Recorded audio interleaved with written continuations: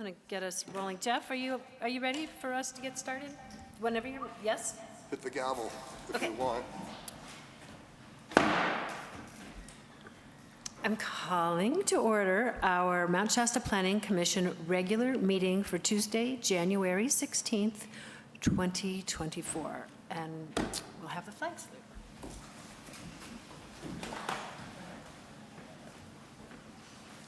I pledge allegiance to the flag of the United States of America and to the republic for which it stands, one nation, under God, indivisible, with liberty and justice for all.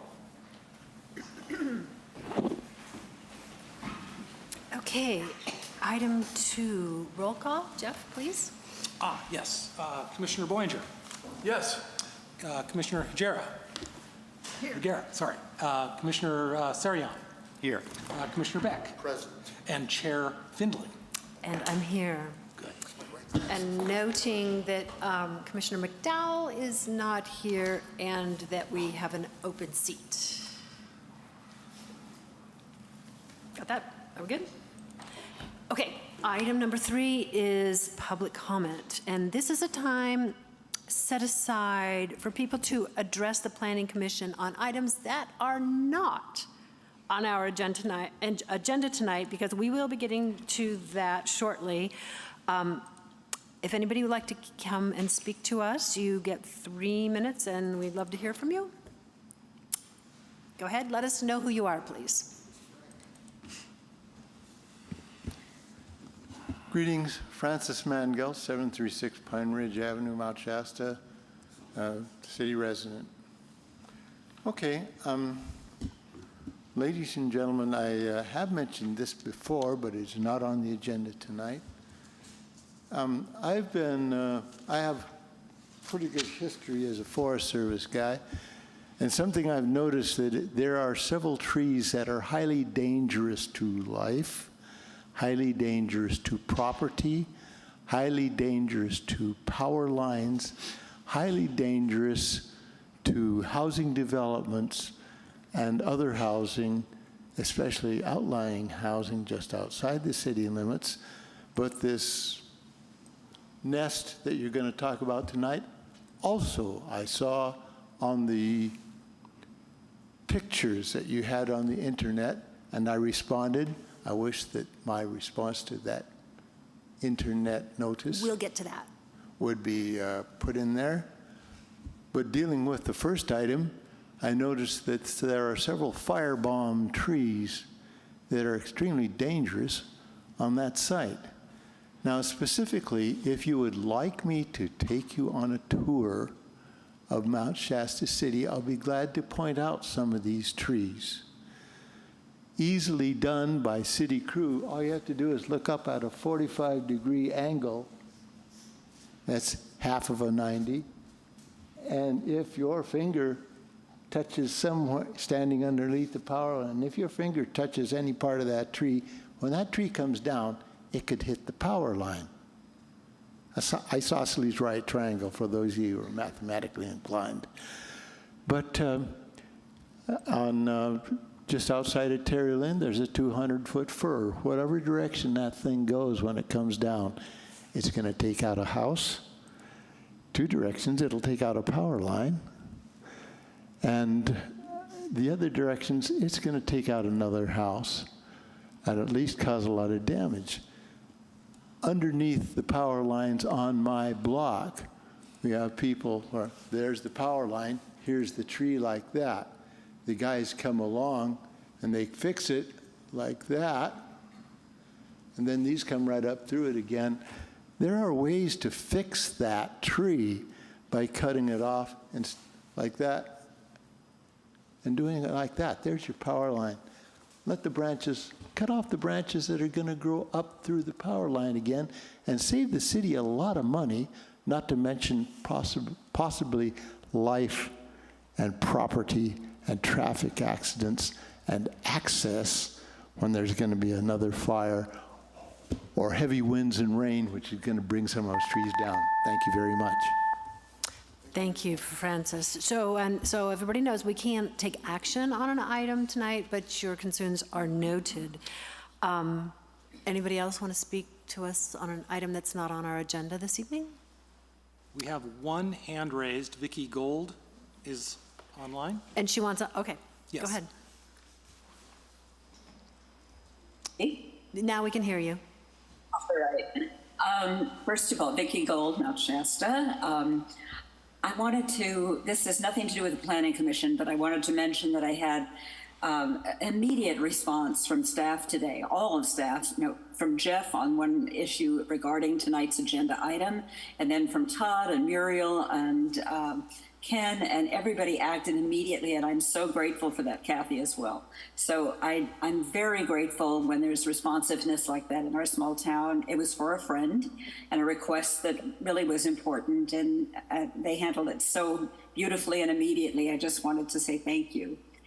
The reason I wanted to speak under public comments is because it's really a procedural item, and back in the old days, maybe up until about 7 years ago, when public comments were noteworthy and addressed issues that had not previously been brought forward by the staff, they were treated differently in those days. That's my impression. They were the days when the public process functioned most of the time like it's designed to, and I'm not sure why, but it appears that frequently to admit oversight or errors is an invitation to be admonished. And this isn't what the intention is. I really believe everybody who makes comments wants to be part of the community, to participate, to be collaborative. And it's an opportunity for a member, it isn't just doing something that's critical. We think our comments should be seen as constructive, not obstructive. In the past, there's always been a folder available, for instance, at the front of City Hall for public review, days in advance of any hearings. And many of us would like to see that happens again. As you saw in Dale's letter, which is on the agenda, that was a problem on Friday and he couldn't access things he wanted. But fortunately today, Jeff provided some of those photographs and that helped. I'm very grateful for that. Another thing is many of us would like an opportunity, even for 1 minute after staff responds, especially if staff adds new information or charts supporting their position that's not included in the agenda packet. Is there a way to accommodate this public input? I'd love to see us return to the collaborative nature of public comments and public hearings. And that would be a great way of doing it, because there are things that come up, especially if they weren't in the packet, that the public might want to comment upon. Thank you. Thank you, Vicki. Anyone else? No. Okay, then thank you for the input. Item number 4 is our consent agenda for the approval of the minutes from our November 28th meeting. And I have a change, so I guess that means I'd have to take it off the consent agenda if that works with everybody else, although it's a minor one, but just FYI. Does anybody have any comments or notes about that? So I believe the process is we take it off the consent agenda, but I think we can still discuss it and still approve the minutes. And my only comment is when we came up with our objective design standards subcommittee, the committee was misidentified. So this is on page 6 of the packet, and it was Commissioner Sarian, not Pardee, who is the member of the subcommittee. Oh, I didn't catch that. That's important. So if that works with everyone, that I've taken it off the consent agenda, we're discussing it. He's got it. Do you see where I'm pointing? It's on page 6 at the bottom of the item before item 6. The very last word of the very last. Oh, got it. Yes, thank you.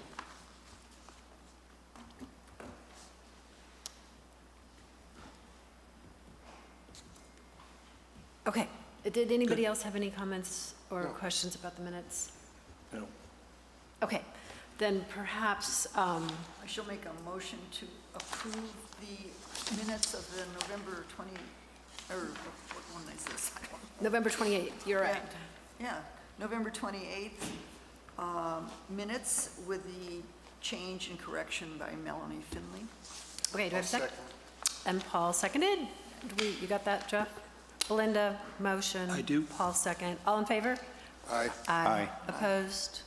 None. Motion passes unanimously. Moving on to item 5, our conditional use permit, CUP 2023-1 at 305 Old McLeod Road to allow the renovation and occupancy of existing floor area for a 13-unit multifamily development consisting of 5 buildings on 1.7-acre parcel with no new floor area proposed. Planning Director? Thank you, Chair Findling. I'll briefly present the staff report, and then I'll conclude with a few items of note based on public comment that I've received, partially to address some of the comments that have come up during the course of public review of the packet, and then turn it over to you. So in brief summary, this is a conditional use permit application, CUP 2023-01, 305 Old McLeod Road. The applicant is here in the audience with us today. His name is Jacob Barr.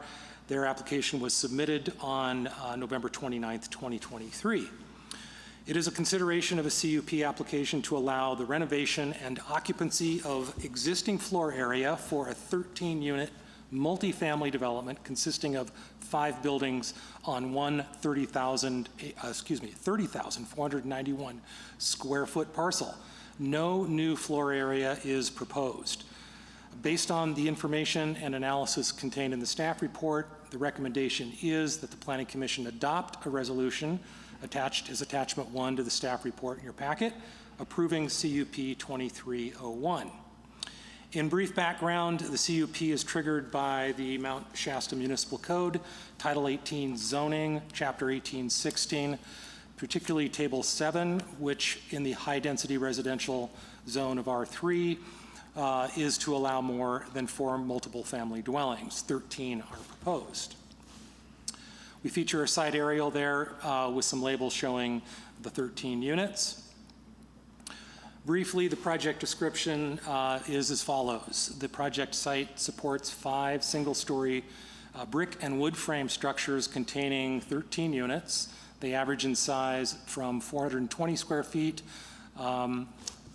as indicated on the site plan here, just coming into view, up to 850 square feet, which is building 1, and that's a 2-bedroom, 1-bath house that's attached by a breezeway to building 2, units 11 and 12, which are 420 square feet and 570 square feet, respectively. The rest of the units are all 420 square foot studios attached in building 3 and 4 as duplex and configurations, and in building 5 as a 6-plex configuration. They were built in 1963 as a motel. They fell into disrepair and were vacated on order of abatement issued by the city's building official back in 2017. And they've been vacant since and the subject of numerous code violations and police enforcement activities. It's worth noting that they were occupied as both, according to building code, R1 and R3 occupancies, so that's both a short-term and long-term residential occupancy, and as such were noted as legal non-conforming occupancies because they existed prior to the establishment of our current building code. As a part of this application, the applicants are required to upgrade structures to 22 building code and comply with all provisions in the municipal code, which have been updated since their construction back in 1963. Again, no new floor area is proposed. The proposed work is purely maintenance and upgrades, both electrical, plumbing, and cosmetic interior only, no structural alterations, no roof structure alterations, no concrete slab alterations. So they do meet the definition of maintenance and are therefore exempt from architectural review by Mount Shasta Municipal Code 1860-055A, which allows upkeep and maintenance, which would not change the overall design of the structure. I'm not going to get into the details here, but the findings are contained in the analysis for conditional use permit approval. That is Mount Shasta Municipal Code, Chapter 1816. And in brief, the findings are as follows: that the proposed project is consistent with the site's high-density residential land use designation in the general plan. The proposed project complies with all provisions or is conditioned to apply with all provisions in the municipal code. The proposed project consists of 5 detached residential structures that support multiple living units ranging in size from 420 to 850 square feet, which is consistent with the prevailing development pattern in the neighborhood, which is diverse, consisting of single-family units and townhomes and multiple family units. As conditioned, the project will comply with all other provisions in the municipal code. Particularly, I want to cite chapters 1204, which mandates the provision of curb, gutter, and sidewalk along the frontage of Old Stage Road, and chapter 1544, which provides for off-street parking. The project is in compliance with all applicable provisions of the Mount Shasta Municipal Code, which assure protection of the public health, and safety, and general welfare, and it is exempt from California Environmental Quality Act, and I'll go into that in a minute.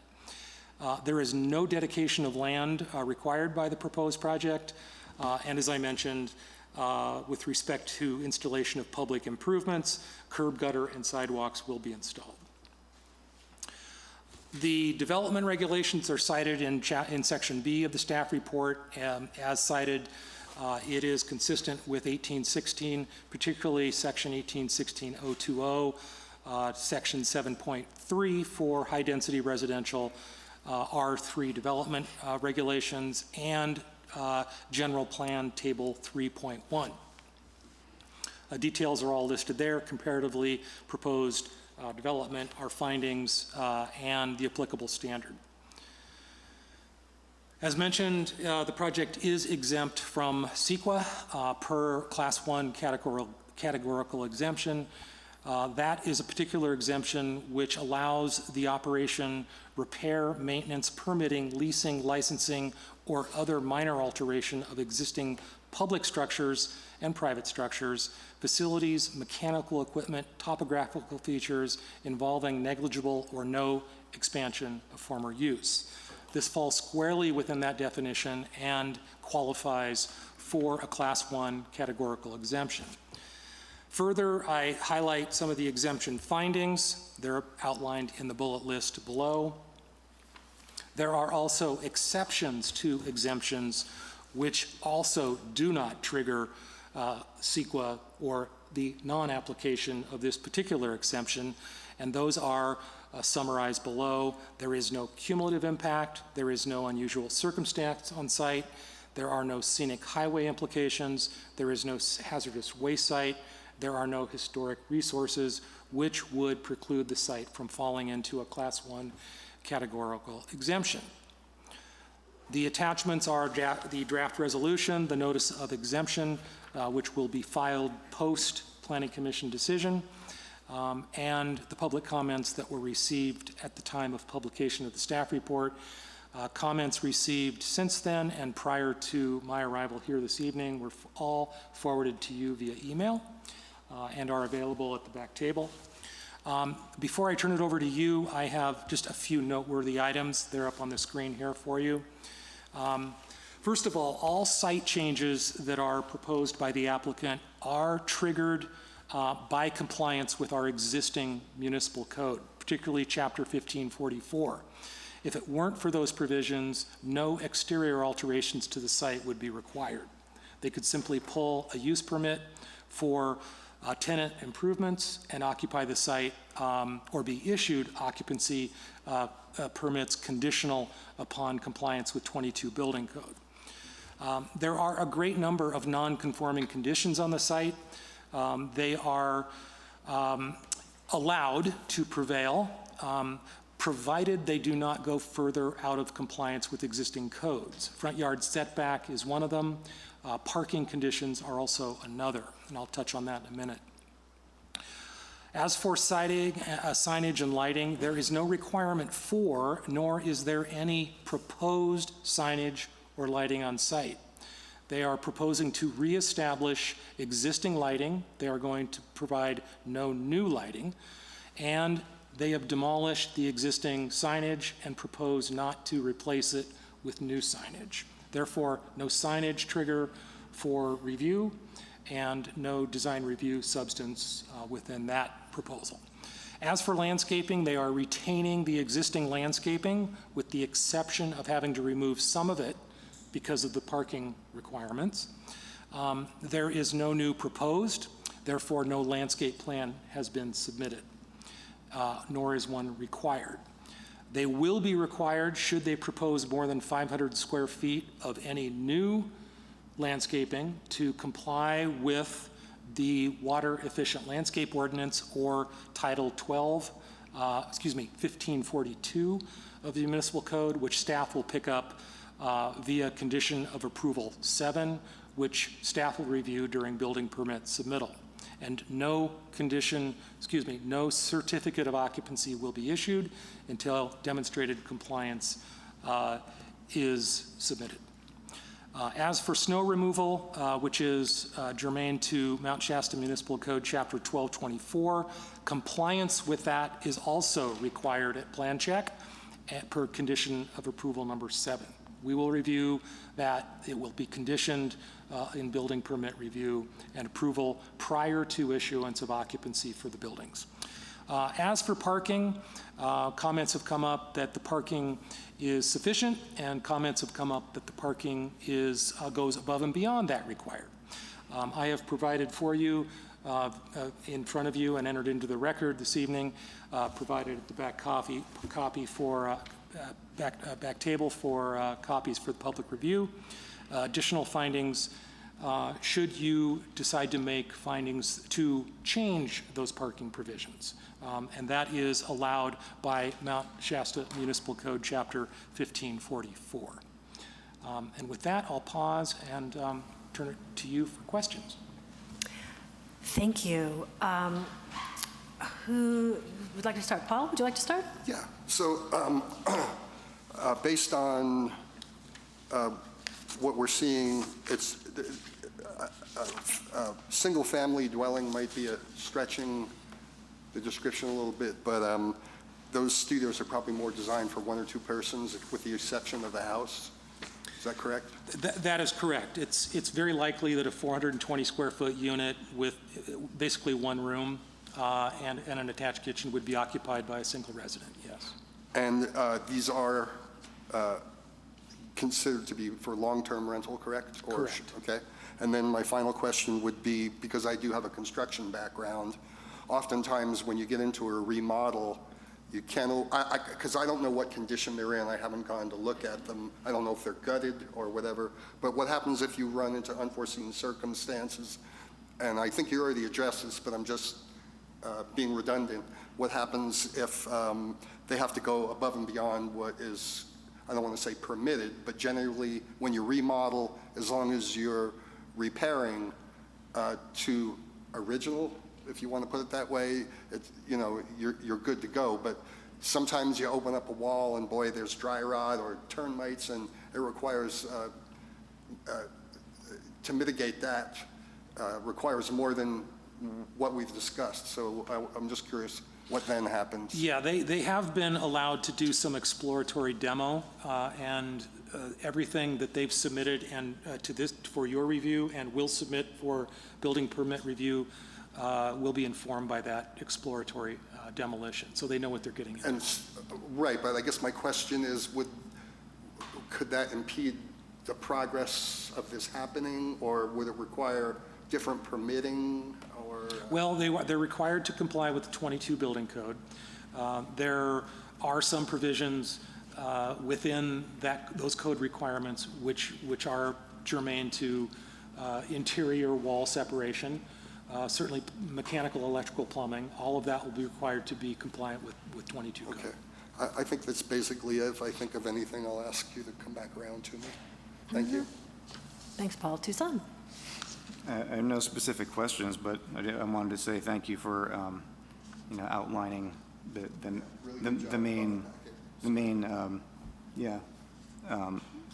issues that have come up. I think that answers it quite nicely. Sure. Okay, Belinda? Is there a restriction on how many people can actually live in a studio apartment? There are standards which will building code compliant and a code enforcement. So if we have multiple individuals living in there and they becomes a complaint, then we will enforce. And I think my biggest concern is lighting. Sorry, lighting? The lighting, because, I actually, the only pictures I got were the ones that Dale sent out on his email. And it shows these big, tall pole lightings. And that is, to me, incredibly invasive in the community, or in the neighborhood, let's put it that way. I know that we had a project a while back, or quite a while back, I think, of the veterinarian hospital, and they were doing a great job, but they had these huge things, and we just said, if you could just lower them, because they were over the fence of the neighbors. The neighbors was saying, I'm gonna see these lights, I'm gonna look out my window.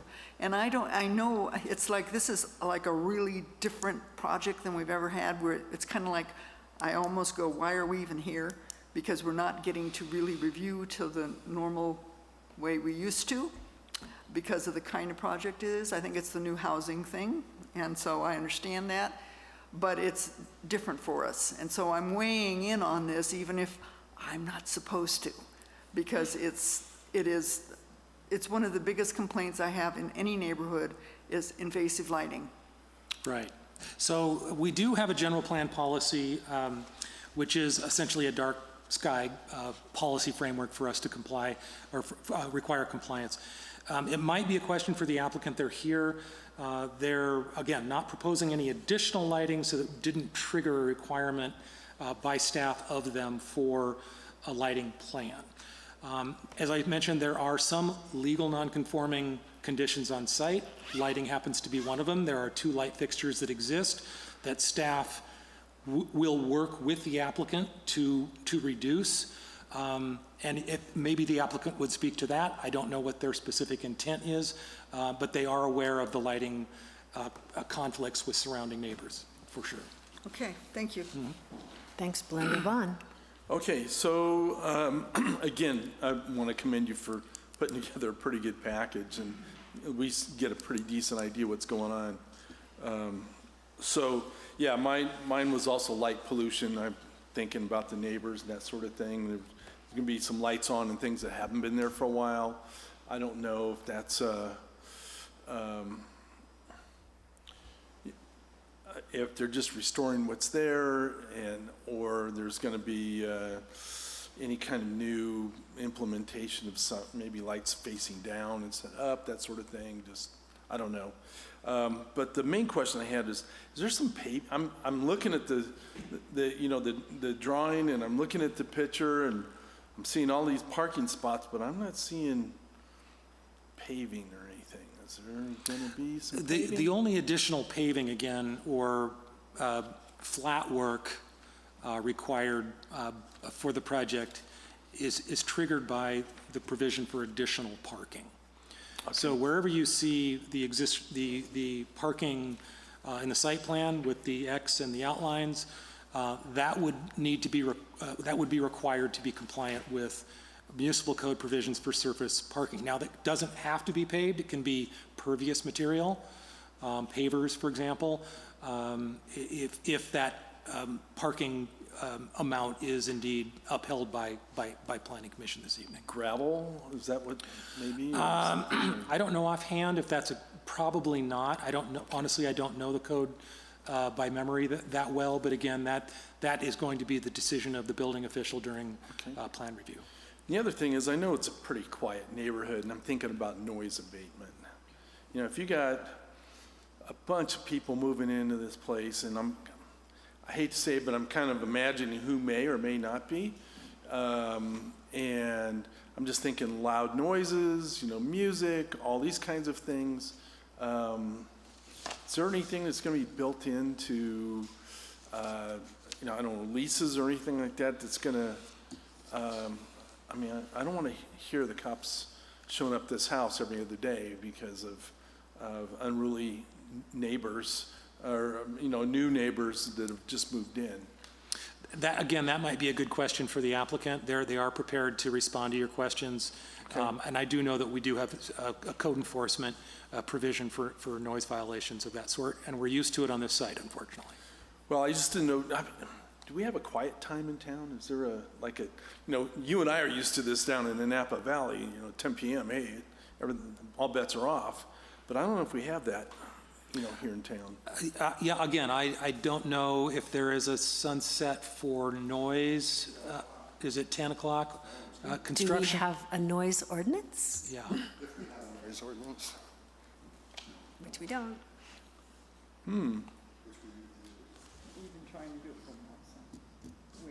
Okay. I'm just trying to think of the neighbors. You know, I'm all for somebody taking something that's just sitting there and rotting and doing something with it. But whatever it is we do, we should do it right. That's clear. Thank you. That's it. That it? Great, thanks, Vaughn. Well, I have a few things to add in complete agreement about lighting. It's also a concern of mine personally, as well as obviously shared by plenty of folks in the community.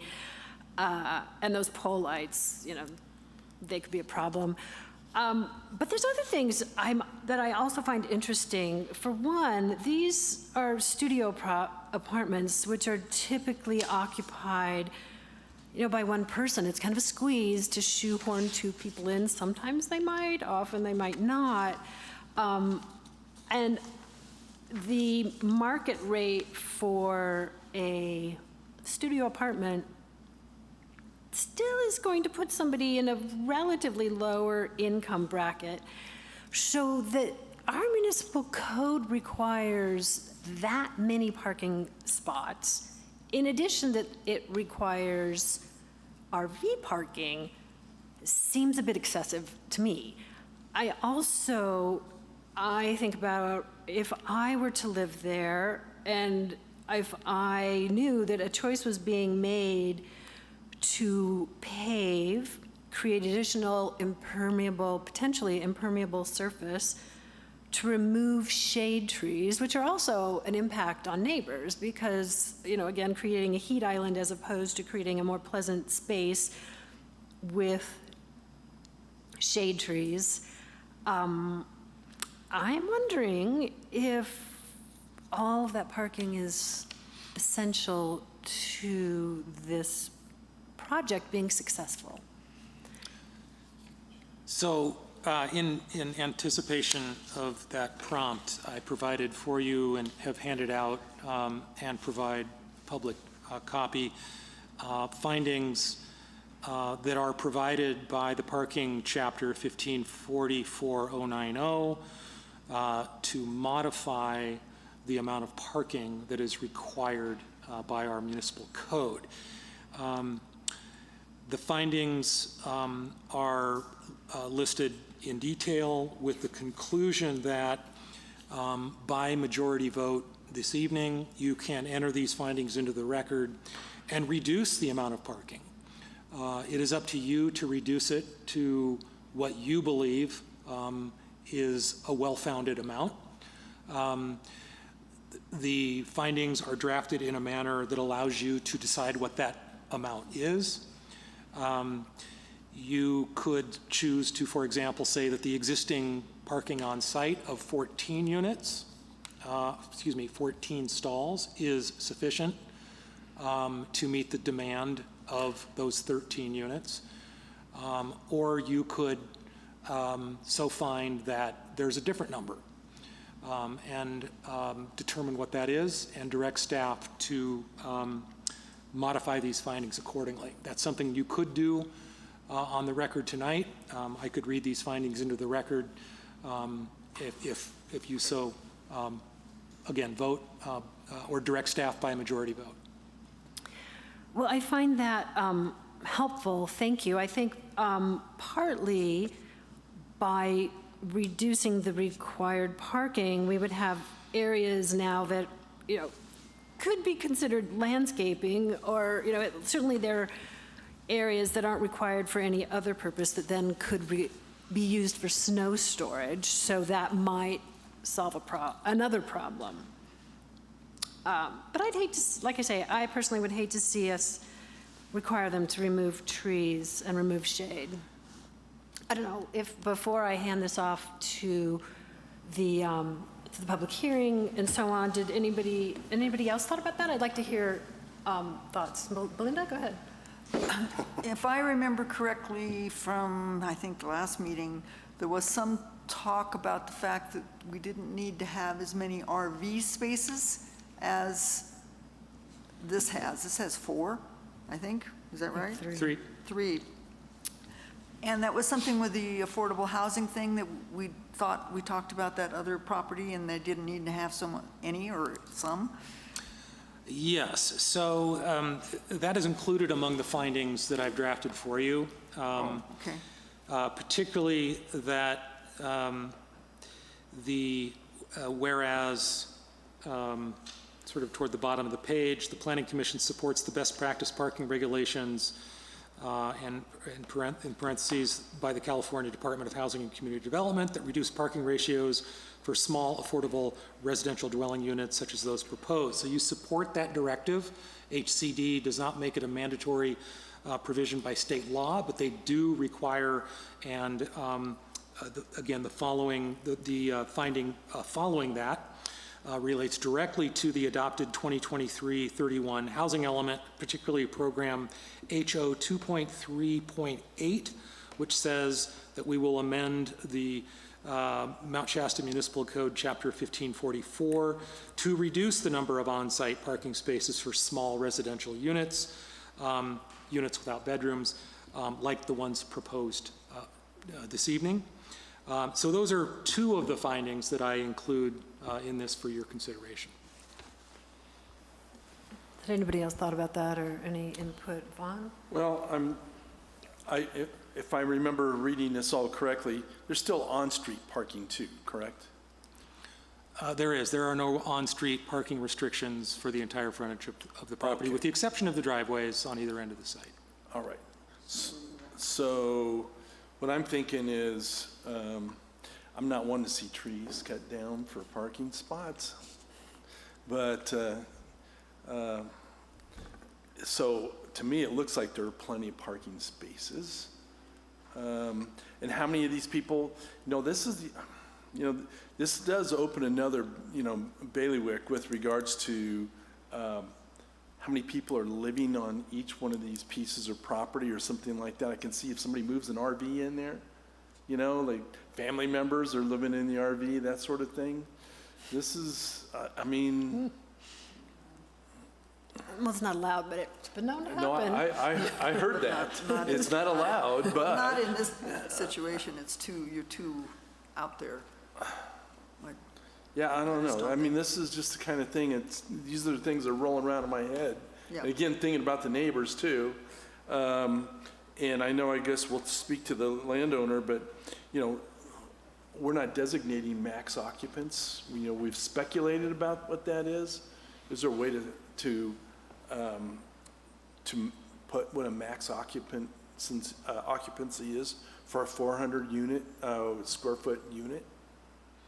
The building code does not specify, again, we will catch this in permit review, or building permit review, but to my knowledge, the building code does not make restrictions by occupancy per unit based on floor area or number of bedrooms. There are livability thresholds by recollection, again, the 22 code, I don't have committed to memory, but I do believe there are habitability standards, and that would be caught with enforcement only. So in other words, we're not going to, the only way we'd know how many occupants are legally allowed would be information from the applicant. And I think they would probably have management-based restrictions over the number of people that would, they would subject to a lease. Are there any kind of county restrictions with like health department restrictions? I don't know. I don't know. Is that it? Are you good? Yeah. Either of you had thoughts on this before I? So there's no way, then we could, hold on for a second. Yeah, train going by. Train break.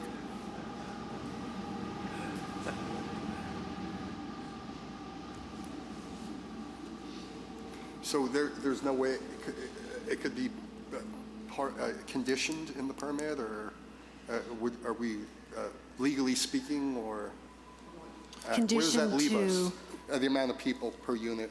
I mean, it's studio, come on, you might have a boyfriend. Well, I'm not, I'm just saying, anybody Just normally two would only people? want to have 2 people in there. But Yeah, you but- might get somebody, Or mom and a couple of kids, or dad and a couple of Right. kids. Mom and dad, couple of kids. I mean, this building, for crying out loud, has a sign that says max occupancy. I'm just taking it to this, Yeah, there will be an occupant load standard by the building code. I don't think that that's going to help you by conditioning it here. Yeah. I will advise against conditioning this project unless you are finding that the condition helps the project better meet the mandated findings in Chapter 18.29, the conditional use findings. And I will advise you here and now that occupant load is not among them. However, public health, safety, and general welfare as conditioned by the project for building code compliance does give us the teeth necessary to make sure that occupant load isn't unreasonably high. the proponents could also mitigate that too, right? I mean, I'm sorry, the proponents could also officiate oh, that? sure they could, yeah, and that might be a good question for them. What is their intent from Okay. a management I just standpoint to restrict personally that? think it's great. When I first moved here almost 50 years ago, that was Shonden's Motor Court. That was back in the days of motor courts, and that place was so cool. It was one of the first things I saw, and I'm just so glad somebody's doing something and trying to move forward with it. It really makes me feel good. So that's all I have to say on it. My concerns are addressed. And as far as the noise you were talking about, that place was always full back in the day, and that didn't seem to be a problem now. Just 2 or 3 addresses east of there are those condos, which I helped build back in the late 70s. It was like 5 or 6 of them. And so it doesn't seem to be any problems with noise complaints there. That's on the corner of Washington and Old McLeod. So I'm all for it myself personally. Susan, did you have, gotcha. yeah. Did you have any other? Not right now. Okay, thanks. And Vaughn? I don't think I read anything about there being, whether this is city sewer and septic? It is. Or if it's, okay, all right. Because I was also thinking about the load of more people and, just if it was going to be enough. Will our infrastructure handle the additional Yeah, units? it's Is that what you're exactly trying to right. say? Yeah. There is a condition of approval to ensure that is the case, yes. Okay, Okay. cool. Okay, and so I think we're ready to open the public hearing. Before I do that, I wanted to bring up that I've received emails directly from the public, and my email was shared by Tim Stearns without my consent, as happened to the rest of the Planning Commission, and we've expressed in the past that we don't want anyone to use those emails, and that all comments about Planning Commission concerns are to go through the Planning Department and not directly to us. So I want people to understand that I will not be reading emails that are sent directly to me. I will read emails about Planning Commission issues that come through the city only. It's a concern of all of us. I hope everybody who might have done this has heard that. Now, I also have an objection to this last minute data dumps, which is a whole nother animal that's not okay. If somebody's expecting us to really read and absorb these comments, get them in a decent amount of time.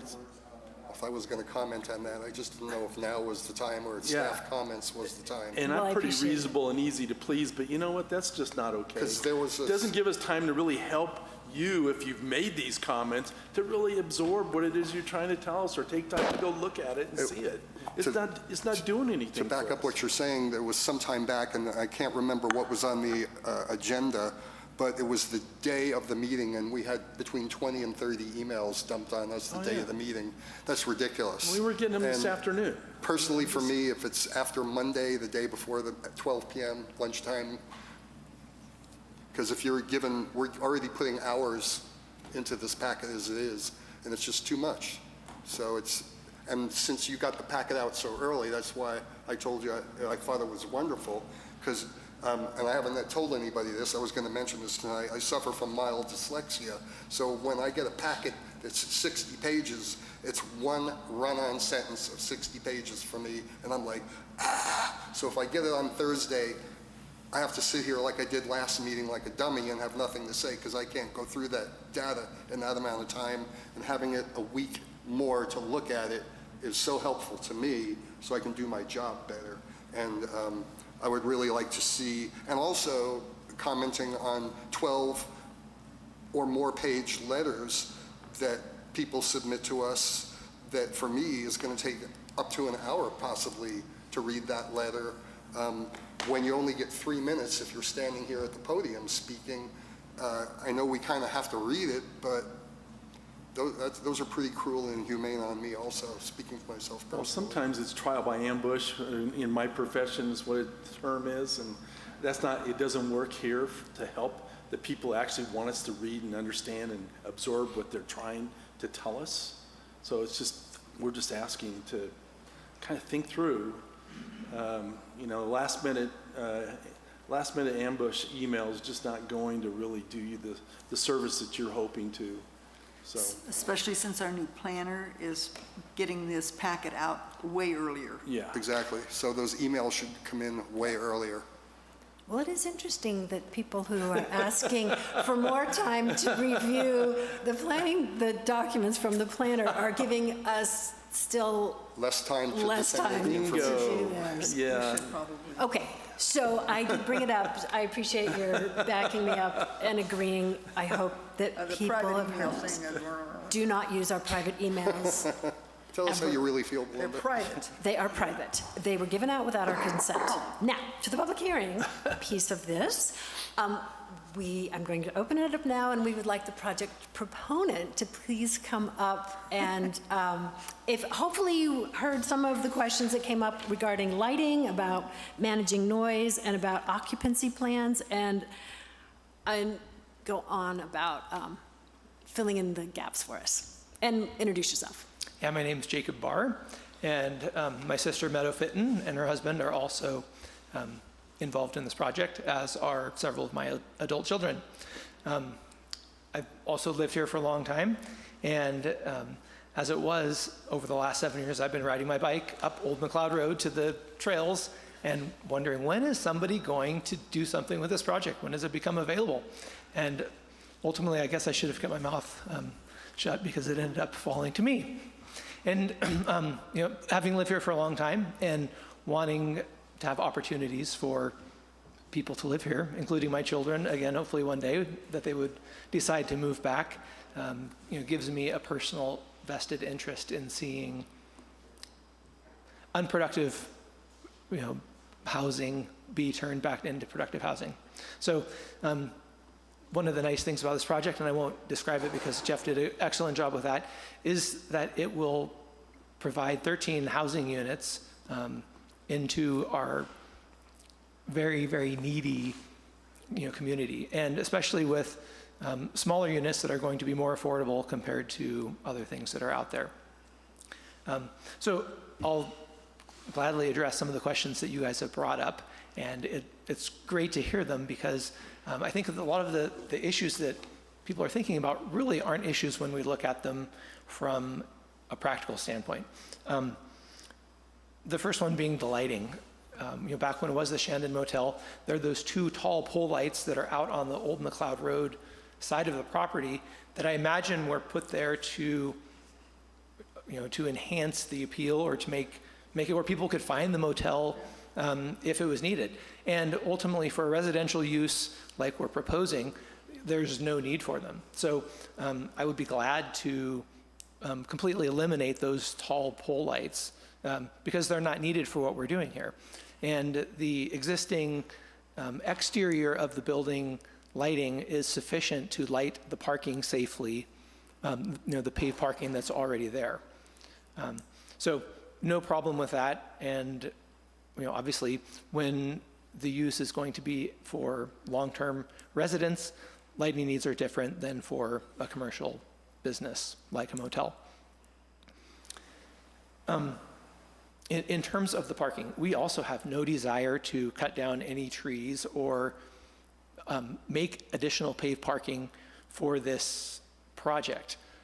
We were told, based on the code, the number of parking spots that were required, and our site map identifies that there is sufficient room for them. However, since the average occupancy is going to be 2 or less, probably somewhere between 1 and 2 on average per unit, except for the house, which is 2 bedrooms, it would seem that we're talking about 1 or fewer car per household type of living situations, which would indicate that the paved parking that is currently there would likely be sufficient if you guys choose to allow that. In terms of noises, I'm a real estate broker, and I've worked in real estate lending, and I own other properties that I lease. So to answer your question about max occupancy, California law states that you can't limit as a landlord beyond a certain threshold based on the bedroom count of your home. So if you have a 2-bedroom house, you couldn't say that less than 4 people could live there, 2 parents and 2 children in a bedroom. So as a landlord, we can say that the max occupancy for a 2-bedroom apartment would be 4 people. And if somebody wanted to have more than that, we could say no and have it comply with California law. So for a studio, that number would be 2. We could say that the max occupancy is 2. In terms of what people actually do, we all know how that works. People could move other people in, who aren't on the lease, and then it becomes a matter for, breaking of the lease and eviction and, those proceedings. But as Jeff mentioned, that is an enforcement issue as opposed to something that you can do as a landlord in terms of saying how many or how few people can live in a particular unit. And in terms of noise, every lease out there is going to state that the occupants can't negatively impact their neighbors, or they're subject to enforcement of non-compliance with their lease. And again, we are all going to go into things with best intentions, and as a landlord, I'm always trying to rent to people who I think will pay the rent on time and take care of the property and not commit waste and not become a nuisance to the neighbors, because then that becomes an issue for me. And in the 25 years that I've been doing this here in Mount Shasta, I've had fairly good luck with that. And sometimes you run into a tenant who's just going to be trouble, and you deal with it accordingly. And then, I also read the public comments, including the ones that indicated that we had removed a bunch of shade trees, that were providing, making the property look nice. I don't know if you guys were there, before it was purchased. We did take down a bunch of trees. They were all the ones that were dead. They were not providing any shade or any aesthetics. And we did that to comply and start to clean up the property, because one of the big nuisances that the city originally shut it down for were the unsafe conditions. And we took load after load of dead trees and accumulated debris, branches and leaves, and bushes out of there. We cut all the limbs from the big oaks in the back that were overhanging the roof that had originally caused damage to the roof. So all that was cleaned up. There's lots of wonderful shade with those oaks there, and we don't plan to take any more of them down. And we did that to comply with what the city was wanting, and then also to be able to obtain insurance. So certainly in complete agreement with wanting to not have to take down any more trees. And if the parking issue is resolved, then that certainly wouldn't be necessary. So hopefully I addressed those issues that I heard you guys bring up in comment. Is there anything else that comes up after hearing what I had to say? Bon, did you have a? I have questions. Go ahead, yeah, go ahead. Okay. What are the lengths of the rents or lease? What are they intended to be? We're looking at long-term housing here. So I mean, could I get month to month if I wanted to live there? personally, when I lease something, I always go for a minimum of a 6-month period because I don't like to do lots and lots of turnover. So that's what I personally do. But the intention is for long-term rentals. Most rentals are going to start on a lease period between 6 and 12 months, and then revert to a month-to-month tenancy at the end of that lease period. So that's what's normal in our community. Okay. And what provisions, and I haven't seen this either, have been made for like U.S. mail delivery and addressing so police and firefighters can find a place if they need to? Yeah, I spoke with the postmaster, and the plan is to put up a community mailbox like you can see all through town, so that there'll be one location for them to be able to deliver mail to the entire complex. Okay. And then obviously everything would be, all the units will be numbered for, for fire safety and police protection. Is that something, Jeff, that's going to be built into the permitting? Yeah, we work with fire, police, and public works. Okay. So planning spearheads that and coordinates, yeah. I figured you had it covered. I just wanted to make sure it gets on the questions were on the record. Is there going to be a property manager on the property? Not living on site. I live here locally and manage all of the properties that I own, and it's not of a size where having an on-site property manager would normally be done. Okay. I was just thinking about policing the neighborhood and the quietness and the, those types of things. So, or if there was something wrong and you're going to get 13 calls that the sewer gets clogged, I don't know. I'm just asking. Okay, that's what you're signing up for. Okay. Just philosophically, who do you think is going to be renting this property? What kind of people? As far as you think they're going to be workers, single families? I mean, what is it you're hoping or expecting as a realtor here in the area? Based on the size of the units, the expectation is that it's going to be seniors, a single or couple. It's going to be young couples. It's going to be, single people who are maybe just getting established. It's going to be a single parent with a child. Because they're smaller units and they'll be more affordable, it's naturally going to appeal to folks in those types of situations who are looking for something that's less expensive. And I think I might have asked, but what are you expecting the rents to be? How much? It's hard to say at this point. It'll be based on what the market is at the point when the project is finished. Yeah, I would say part of what you're selling is that this is going to be low rent or something, but we're not hearing what that is. In the market today, I would assume that these units, when complete, are going to be somewhere between the 900 and 1,100 range.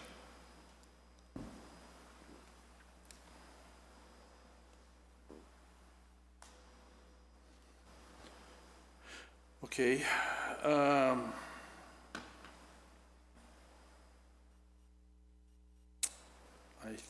think pretty much ends my questions. I still have concern about the noise abatement, but, okay. I think that's it. Okay, thanks, Vaughn. Belinda? Well, you've answered all my questions, and I just have one little, it's not even a request. I work with Rescue Ranch, the dog rescue group in Wairika, and I would like to suggest that you set aside 2 or 3 places to allow pets, and whether it's dogs or cats, because so many people are shut out. And I know it's a pain, but if they're always the same ones are the dog or cat places, then it's not quite as bad as all of them. Whatever you want. But that's just my little spiel because there's 200 dogs up there. So, yeah, that's it. But thank you. I really appreciate that you're doing this, and thank you for your presentation to us. All right, Tucson? Yeah, firstly, thank you for taking this project on, because every time I drove by, I'm like, I wish someone would do something with this property. So I'm glad it was you. A couple of questions. On this map that you have here, I see that there's a drainage swale. Is that going to be new in there, or is it already in there?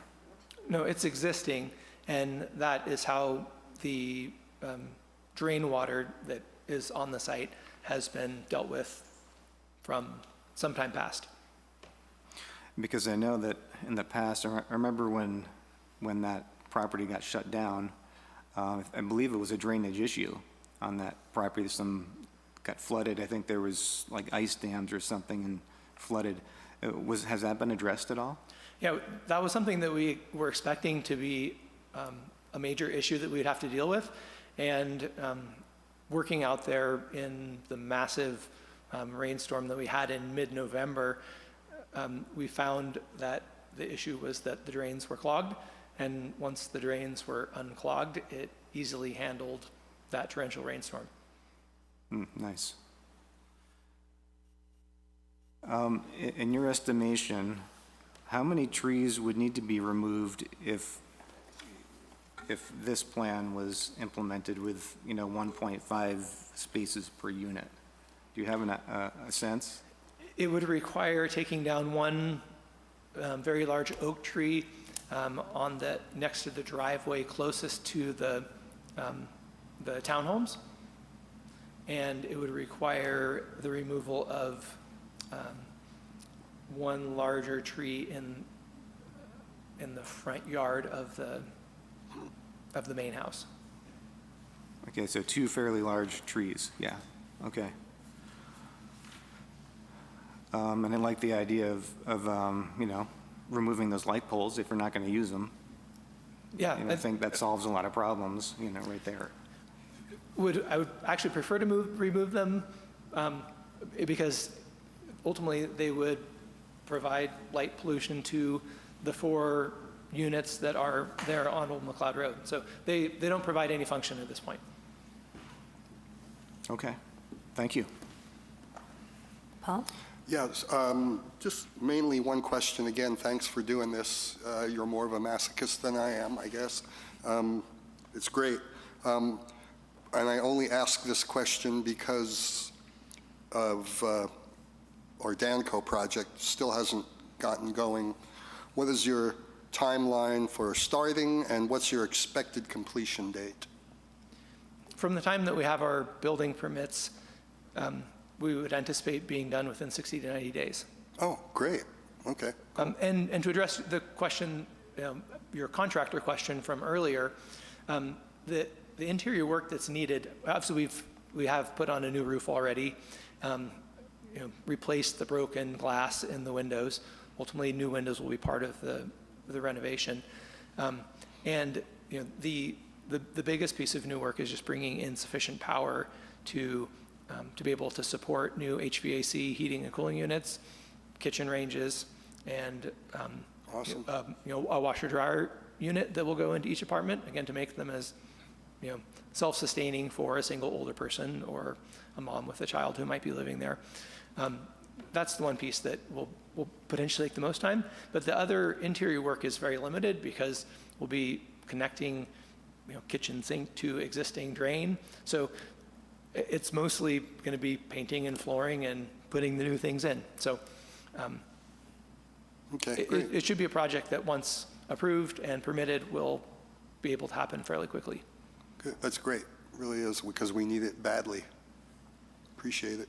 That's it. Thanks, Paul. Yeah, I'm also a fan that you're taking this on, definitely. My questions, we haven't talked about trash. Are you going to have a trash receptacle for everybody? Is it they going to have their own? Or usually there's a central dumpster, it's screened.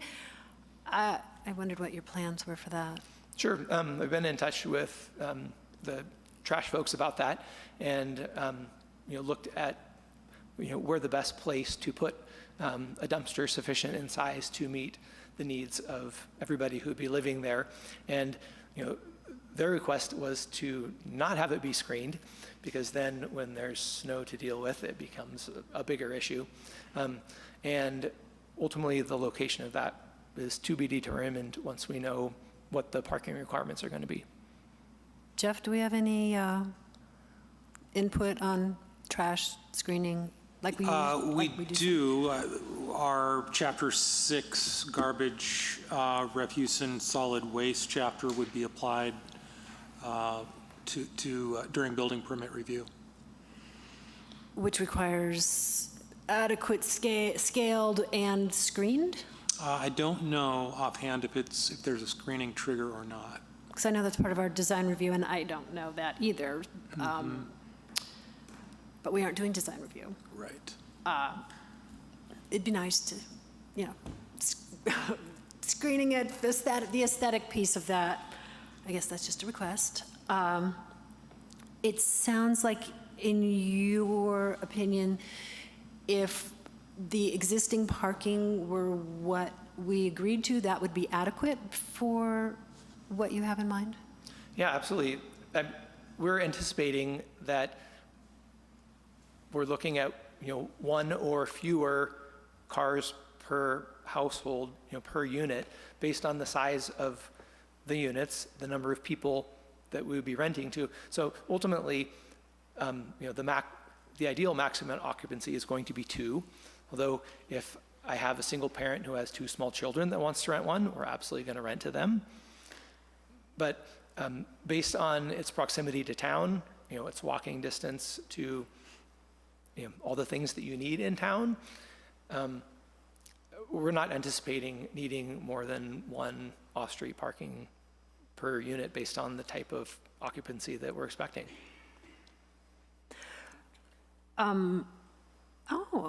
If somebody wanted to charge an electric vehicle, would there be a way to make that an option for people, since that is coming down the pike?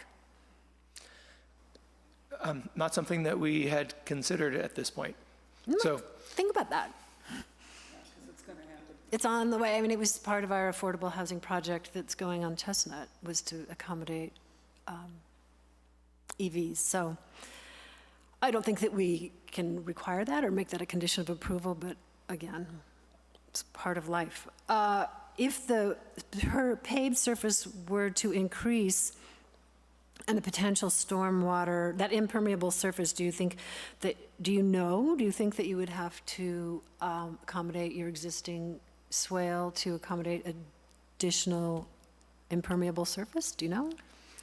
based on observation, my guess would be no.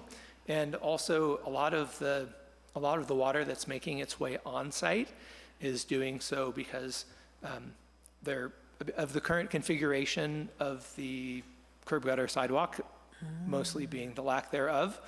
So a lot of the water that is making its way to the site is coming from the street.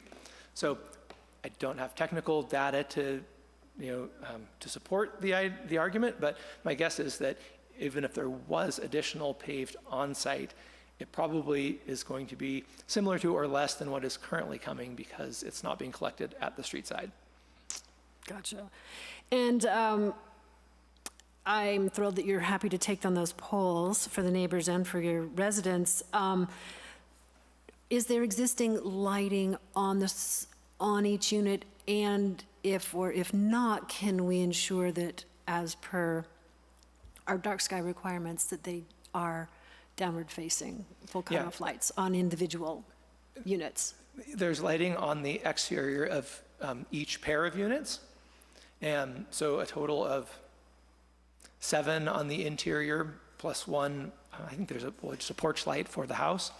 And all of those have been taken down because they need to be replaced with newer ones. And we are certainly glad to ensure that they're all downward facing because, again, folks who are living there are not going to want to have big lights shining in their windows. We just need to have adequate, for safety in the parking area, being able to see their way from where they're coming. But all the current parking spaces are sufficiently covered by the lighting that is already there. Okay. Well, and that is part of our conditions, is the lighting be full cutoff. Okay, that answers my questions. I think we're good, commissioners? No. All right. No, we're not. No. Oh, sorry. I turned my head too quick, sorry. Yeah, you sure did. Okay, so is there going to be parking lot striping?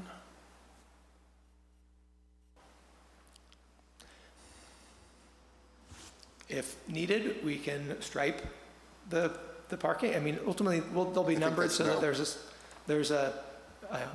there'll be assigned parking for each unit to make it clear that each, this is my space.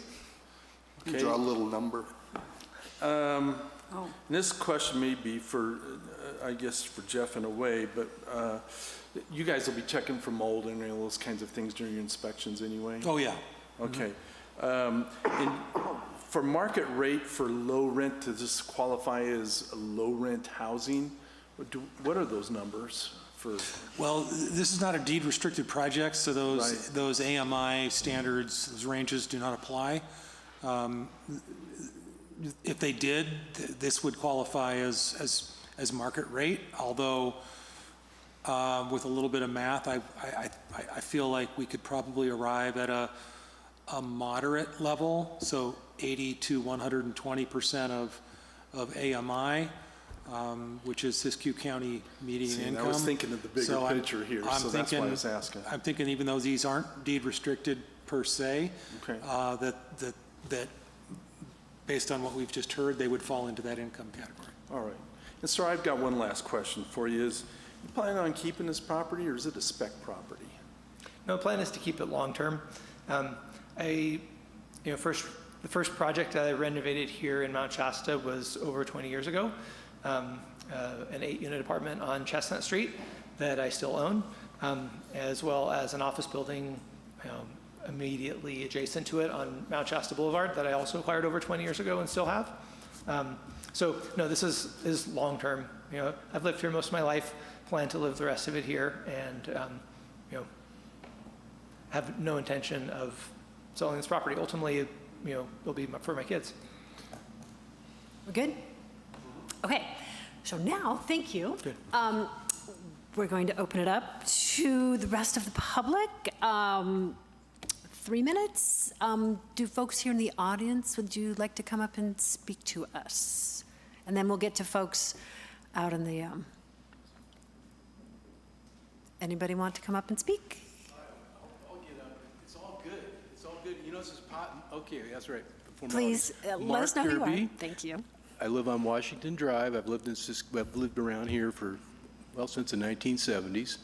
I've lived for the last 20 years, just a little minus, right up the street on Washington from the proposal. And like Paul said, I remember Chandon's too, and the other incarnations of this property. When the Ryans owned it and it was Strawberry Court, it looked pretty good. And when it changed ownership, it started going down, and it went down really bad. And so like Jacob, we drive by it, walk by it, ride by it all the time, and it's like, what's going to happen? What's going to happen?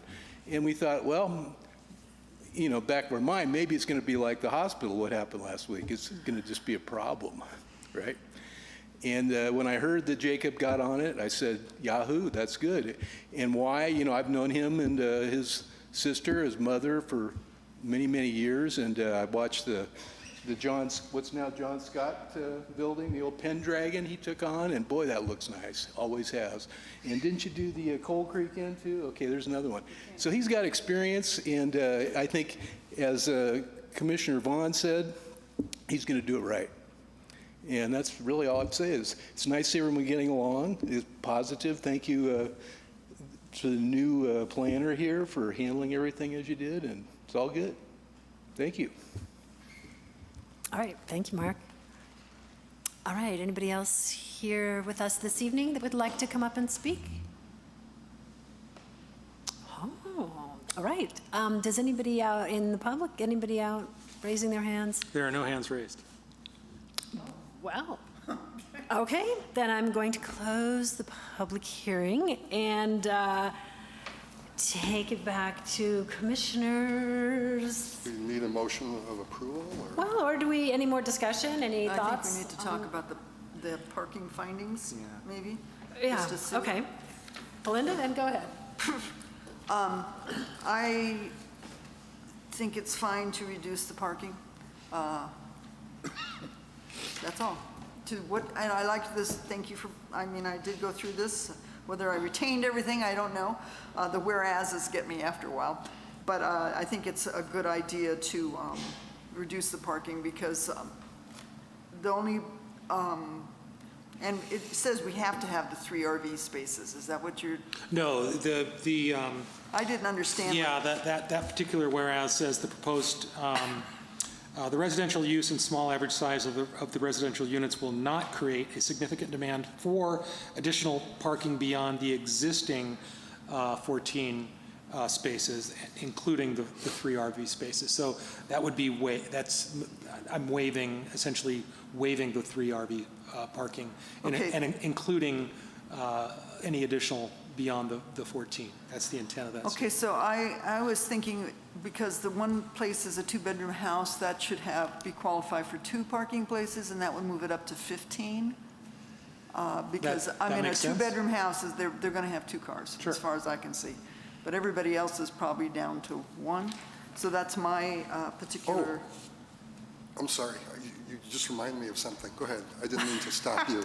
Wait, so there are 14 spaces, 13 units, and so if there's one, so the existing parking still works, because there are 14 spaces. there are, but we need another one for the 2-bedroom. No, that is the second one. The 2-bedroom house would get number 13 and 14, and then everybody else just gets 1. Am I, right? Well, and then Shasta? there's also the other unit that's big, the 12. The put 12 right here. That's a bigger one. 570. But it's also a studio. They're all studios with the exception of the house. Yep. Therefore, they're all designed for 1 to 2 people. Up to you guys. But I Didn't just- mean I to cut just- you off, sorry. I just, you did it again. It's just, I thought we should have just a little extra because we're, we really don't want people parking on the street. That annoys the neighbors, and snow removal means they're gonna have to put it somewhere anyway. But it's fine. I just counted up as 15, so I may be wrong, but we certainly don't need as many as was planned. So however you guys go from here, I'm done. Okay. What about bike rack? That was something I would expect you to say. Who Yeah, leaves you're their bike slipping. outside? Well, right, no kid. Nobody leaves their bike outside. It's not safe to leave your bike outside Even overnight. chained up? Yeah. Oh, no. Even. Really? You're Okay. gonna bring your precious, ask the bicyclists, they're gonna bring it into the studio. Okay, Yeah. that's it for me. And the electric vehicle charging stations are very important, though, I will say that. Agree with that. Anyway, sorry.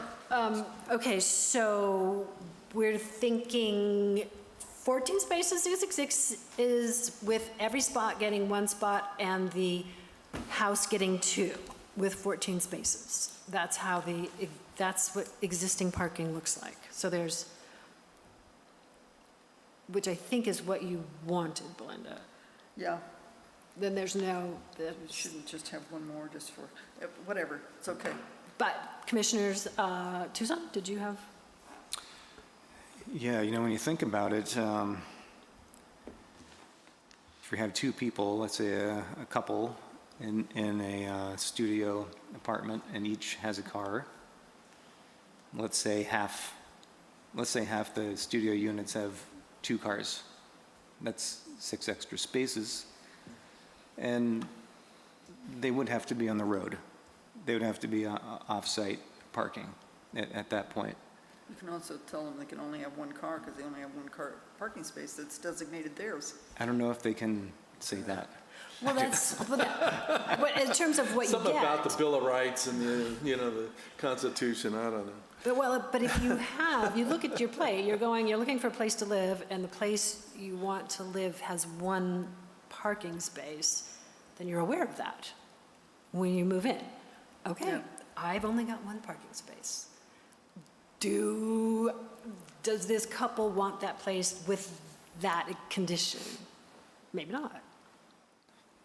Or they just park on the road. Right. No. And then they park up at the, I mean, it's They there. have to move There's it whenever parking they- space on the road. It's there. Yeah. I might say the existing 14 plus 3 or 4. Just to give a little bit more space on the site that is overflow, basically. So there's less cars, less potential cars on the street. I don't know. That's I don't know. It's mainly just an I idea. know what you're saying. We could winter, go down though. to, we could go between the 2. Yeah. 2 extra instead of 3. If I'm that wi- makes it easier I can for everybody. compromise. I can I just really compromise. think you're really narrowing it down a lot if you say you can only have one space, because they're gonna have more than that, and I just think maybe you just have one or 2 that are just free for anybody. Well, there's street side parking, as the picture shows, where they're not even on the pavement. So it's not going to interfere with, with snow removal and that sort of thing. They might not like the berm that they get to inherit, but that's the way it is. Right there. Look at that. I don't think there's that Pretty. much, that's lawn. That's, that's That's not lands- lawn. That's lawn. That is not lawn. oh, the not front, well, that's parking. going to become sidewalk, curb, and gutter. Oh, Right, okay. thank you. We get sidewalk, curb, and gutter out of this project, which is Okay. lovely. Well, maybe, Jeff, what do you think? Why don't you give us your professional planner point of view? Well, I can tell you that I felt like this project is a primer for what's to come. So in other words, starting hopefully in 60 days when HCD sends us the happy letter that we have a certified housing element, the clock will be ticking on changing this chapter, 1544, to do exactly what they're proposing to do tonight, which is to reduce parking ratios for small units. And that ratio that is offered by HCD as guidance is 1 unit per studio apartment, or 1 per bedroom. They recognize that it's likely, in some cases, that a double bed will sleep 2 folks, and every bedroom could do so. Those 2 folks could be adults, each with their own automobile, and they are suggesting that the public benefit of affordable housing is more than offsetting for the demand for the public right-of-way to accommodate some of that overflow parking. So that's my advice. Consider it as we move forward, and ask yourselves whether or not you feel like this project tonight is a good beta test for that, the eventuality of that policy. Okay, I'll rescind my extra parking spaces because we actually want to encourage people to walk and ride a bike. I'm suspecting most of these folks are just going to figure out where they're going to put their cars on their property. They're going to find a place to park. Right, and who's going to haggle over that extra spot? Yeah, well, Oh, it's there's a first can come, of first worms. serve, it's just. Okay. I think that what they have is adequate. And I'm Yeah. thinking that we are doing something that we're giving them unpaved surfaces and extra shade by not requiring more pavement For their dogs. for their dogs, for their pots of tomatoes, for, but they want to make their place look Okay. nice. Well, Jeff, is there an easement, now that we're talking about sidewalks, is there an easement that's been designated for this property? You mean on the frontage for that parking? Yes, sir. No, it's a little deceiving. The curb line, well, the future curb line will, or the back of sidewalk will be the property line. Correct me if I'm wrong, applicant, but In talking to Public Works, Mr. Kellogg, if we were to continue and match up the sidewalk with what is on either side, which he said was, initially he said was his, would be his desire, so that the snowplow drivers would be able to make a straight line. He says snowplow guys don't want to make turns. Ultimately, that if the sidewalk were to be constructed there, if that's where he says where to put it, that is well onto city property, which means that there's actually city property behind the back line of the sidewalk. My question then is, if there's a sidewalk, which is cool, is there still allowing room for street parking without it being on that pavement there? yes, so basically there is on-street parking allowed on Old McLeod if the curb line that exists both mountainside and valley side of the property were to be held as a straight line. So, okay, I was going to say, Yeah. Even if it didn't, though, there's a, I'm doing this for you. You always want me to have it so close. So the idea, though, is that even if you had to indent to have that spot, is it mission critical to if we did that? Not really, no. Okay. You could provide that on-street parking if the curb line were straight and snowplow Okay. worthy. Perfect. I have one more question. Sure. Because of the situation we have up by your house with the curbs and my complaint of the kids walking out in the street to get to school, and Todd's response to that was it's the responsibility of the property owner to maintain sidewalks. Since the sidewalk is actually on city property, should it fall into disrepair, whose responsibility would it be to maintain that sidewalk and curb and gutter? The same policy is as applied to the rest of the city, so the property owner owns that responsibility for maintenance. Just wanted to clarify that. Thank you. That's it for Well, me. I'm fine leaving the parking just the way it is, because if it ever does become an issue, they have the space on here where they can put extra cars. Good job. Oh, nicely done. All right, do we have a motion? Oh, I have a quick little question. Do we need to condition this to make sure that those tall poles are removed? Do we want to condition it? Or are we feeling like they're coming out, we don't need to worry about it? Thought I heard them say they were coming out. Sounds like they're coming out. I'm just checking with commissioners. Sounds like what? Those tall poles that have the They're old coming light down, poles, that yeah. they are coming down. We don't need to condition our approval based on their Well, removal. if there's coming down, you could, because who's going to beef if they're already doing it anyway? So I might add that condition, just so that, because that was a Yeah, concern. that's what I'm saying. Yeah, It won't- so I'm going to add a condition of Yeah. approval, if anybody's game for that. Okay. Can I make a motion for approval? Please. Well, Oh, maybe. there's a lot to do here. There's approval and then the findings. Are all the findings found? Yeah, I would like to, since we're doing this on the record, I would like, for the sake of a complete record, actually read this. So I apologize for repeating what's in front of you, but for the folks at home, I want to bring this up on the screen and make sure that they all understand what it is So we're up you're- to. So this yes, so I feel like we can, I move this around a little bit, but I think we've got it pretty darn close with what's in writing here. So I'll read this for you. So this applies to parking findings for CUP 2301, 305 Old McLeod Road, is provided by MSMC, Section 1544090. Planning Commission approve a modification to MSMC Section 1544050B to allow parking ratio of one stall per unit, and no covered spaces pursuant to the following findings.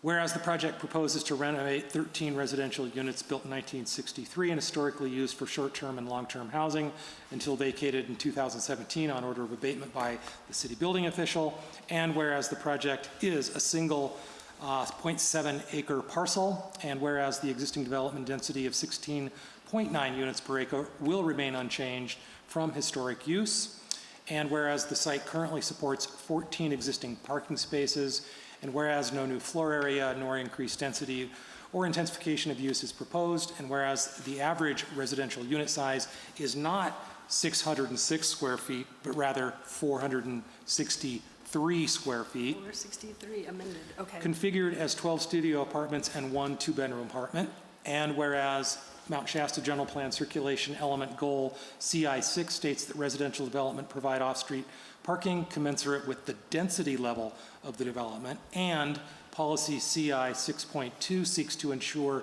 adequate but not excessive, well-designed and convenient on-street and off-street parking throughout the city. And whereas Mount Shasta Municipal Code off-street parking requirements 1544050B requires off-street parking based on dwelling structure configuration, which is inconsistent with the intent of the General Plan Circulation Element Goal CI6, and whereas Mount Shasta Municipal Code off-street parking requirements could require up to 10 additional parking spaces, including seven covered spaces, resulting in additional impervious paving, increased stormwater runoff, and tree removal. And whereas the Planning Commission support best practices parking regulations, in parentheses, California Department of Housing and Community Development, that reduce parking ratios for small, affordable residential dwelling units such as those proposed. And whereas the Planning Commission support adopted 2331 Housing Element Update Program HO 2.3.8, amending the MSMC Chapter 1544 off-street parking requirements to reduce the number of on-site parking spaces for small residential units, units without bedrooms like those proposed. And whereas the proposed project consists of small studio apartments with projected parking demand of less than 2 spaces per unit due to single occupant residency, and whereas the residential use and small average size of the residential units will not create a significant demand for additional parking beyond the existing 14 spaces, including the 3 RV spaces, and whereas the Planning Commission determines that a waiver of additional parking requirements would not be detrimental to public health, safety, or welfare, now therefore be it resolved by the Planning Commission that based on the above findings, the Planning Commission approves, by the provisions of MSMC 1544090 minor modifications, a waiver of the requirements for additional parking spaces beyond those existing. That's all. Well done. One breast, too. You could almost be an auctioneer, you know? Or a free diver.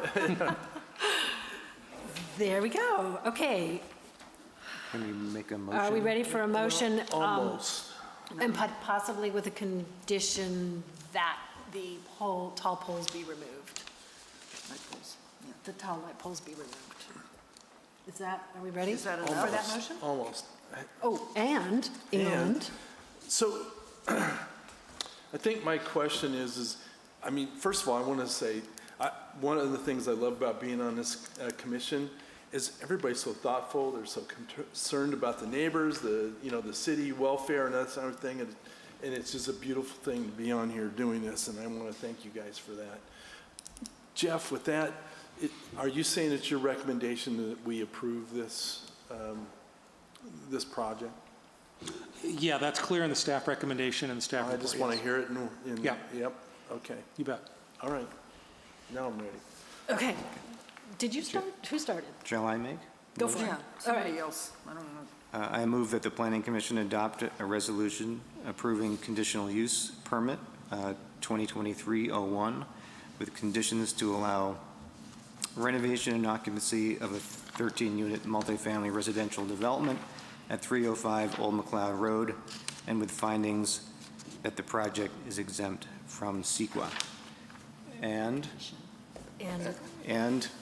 the parking findings for CUP 2301 at 305 Old McLeod Road.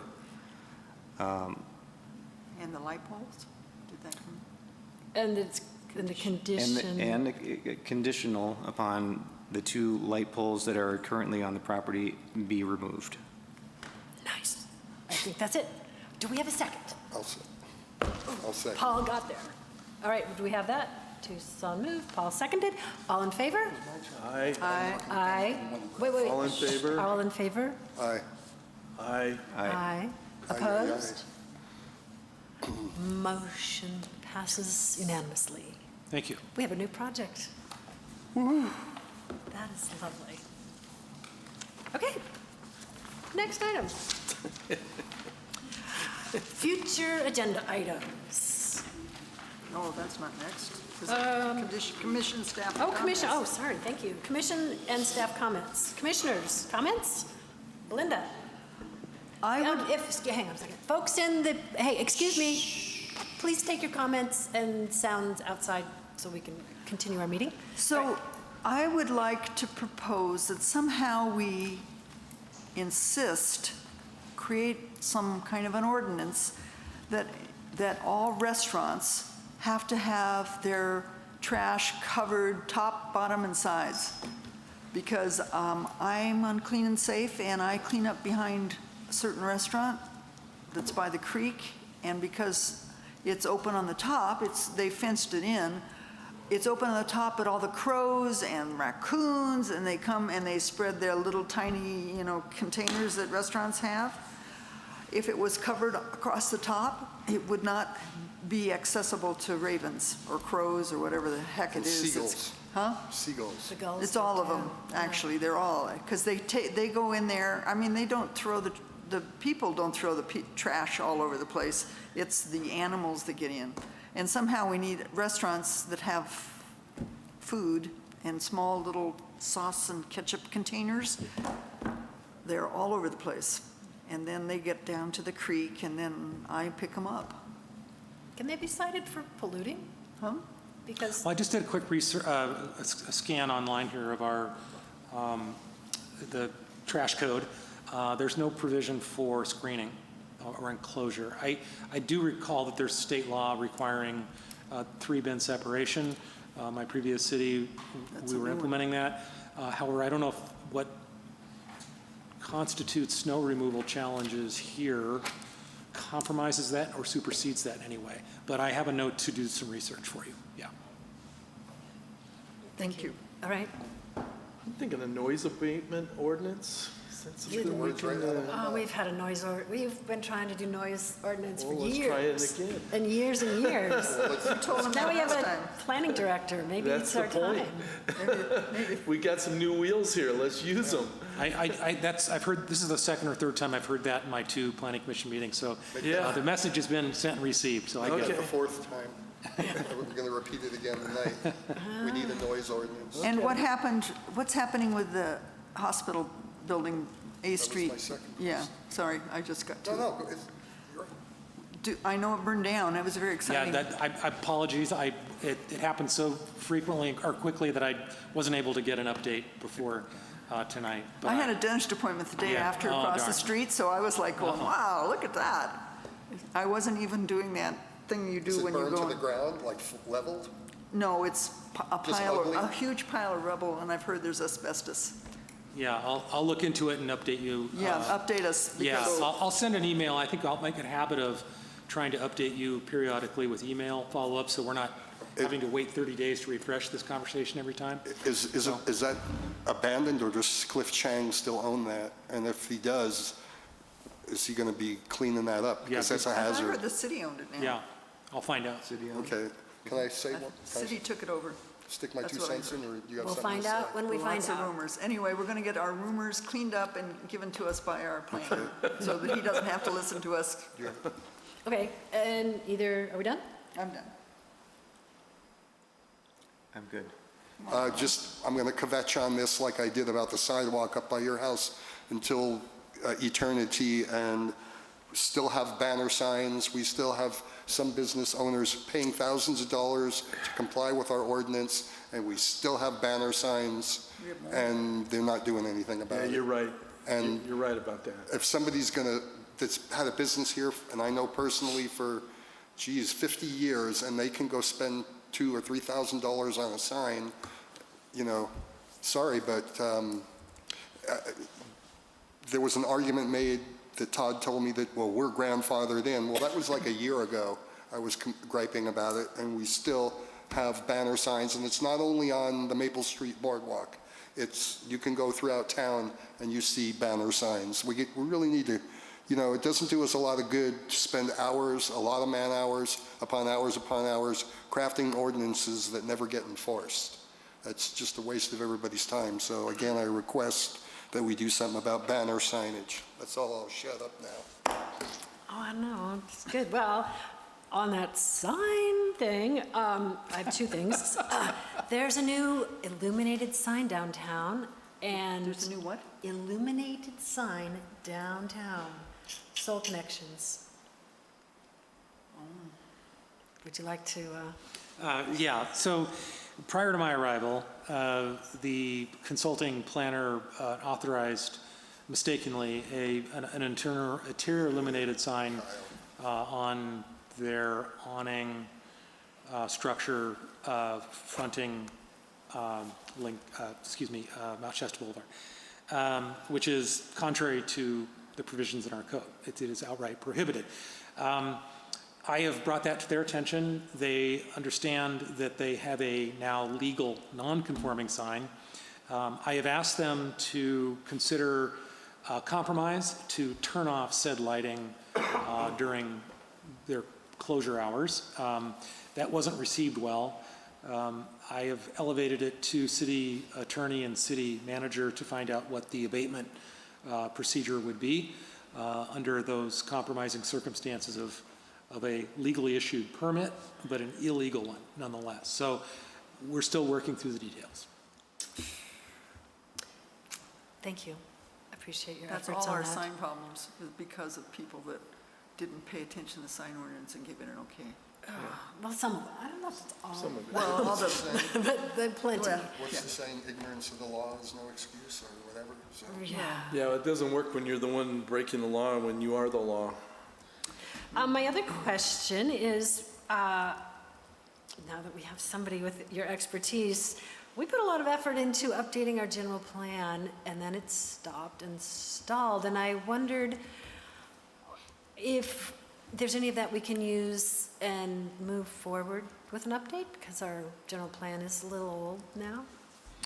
Yeah, I think that effort, as much as I was able to research the record and the contents of the update material itself, I felt like it was maybe, well, let me just say that it was a very ambitious effort. And I think that there are ways to update general plans piecemeal, element by element, as opposed to wholesale updates. So maybe the next step is to prioritize the elements that need updating the most to comply with state law. I know that is a metric for ordinance updates or priority ordinance updates, life, health, safety kind of leading the way.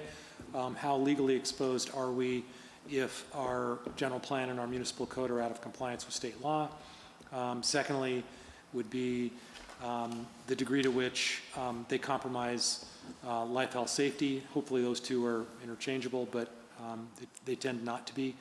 And then third is how aspirational are some of the provisions. They are neither mandated by state law nor do they compromise life, health, safety. So maybe those are third tier priorities.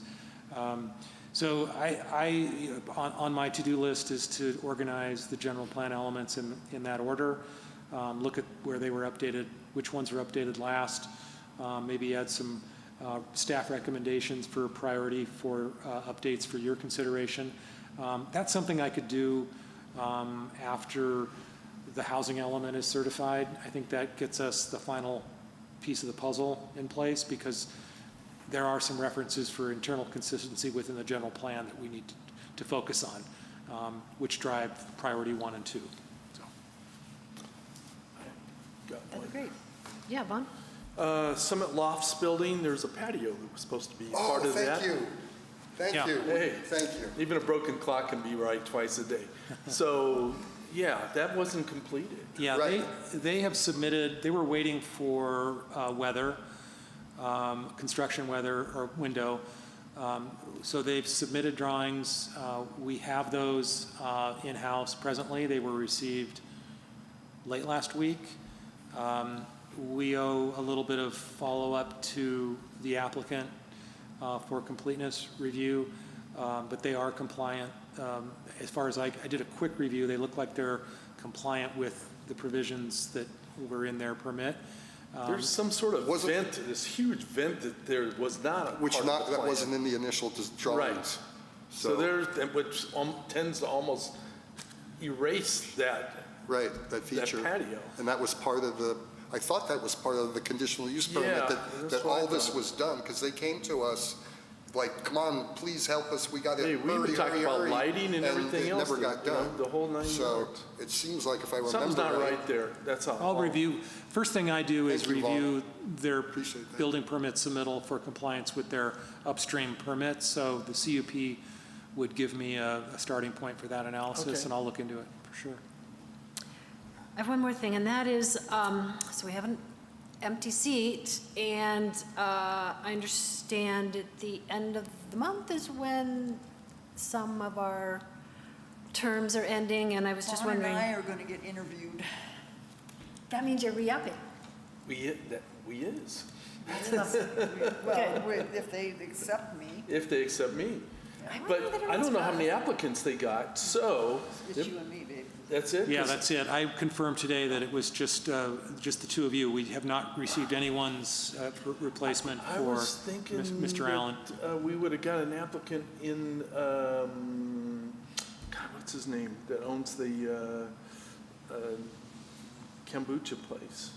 Oh, no, he Nyan. Nyan. he was He on applied, and then he was, quit. he quit Yeah, after I- one meeting. Right, I remember, but now that his health is better, I thought he was going to be reapplying, but, Oh, okay. Well, a little diversity on the old Yeah. team wouldn't be the worst thing Okay, if we had, I don't know, hopefully people apply and it's not too, put the word out. Put the word out. Because we need, but it has to be an in-city applicant. Correct. In-city applicant, that's what we need. Okay. Anything else for number 6? Commission staff comments.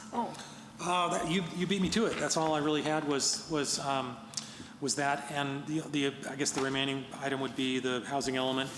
I can confirm that it was again approved by council, so we do have an adopted housing element. We did complete the document, like consolidate the track changes, sent the document off to HCD for review, and that was sent. We had approval on the 8th, and I think we had it posted for 7 days and then sent it off, so it went off, I think, today. So HCD has it, and they have 60 days, and I'll let you know. Great. Okay, then on to item 7, future agenda items. Anything coming up? Nothing in development review. And so we might have a thin agenda next month. We do have objective design standards, which we are up full throttle on. Thank you to Chair Findling and Commissioner Sarian and Commissioner McDowell. Staff owes you all some material, which we're frantically working on. I've got my minions working away on it. I was going to send you something. And The I other half haven't of me. And we'll be hopefully having something for the broader commission review here in the forthcoming hearings or two. It would be a shame to waste the next hearing and not review it. So I think the goal would be to get you all together and have a focused conversation about where we stand, to catch you all up on where the subcommittee is. That's my thought. not let our momentum lapse. I won't be here next Moving, month. Finally. which is great. I We thank have a you. quorum. It's okay, you got Well, one. she's going to get reappointed and then drop. Came up. I'm going to drop off the following month. Yeah. No. We're a good team. I just want to let you know, I just realized, because I won't be, if I don't get reappointed, it doesn't matter, but if I do get reappointed, it does matter. So I'm letting you know, if I get reappointed, I won't be here. Next. Okay, I'm well, not that's coming. also wrong. If I get but reappointed, can't I'm not coming. All right, we'll miss you. help. Oh, Tony. Okay, I think that's it. Okay. I am going to adjourn our Mount Shasta Planning Commission regular meeting of Tuesday, January 16th, 2024. Thanks, everyone. Thank you. Jeff, your breath.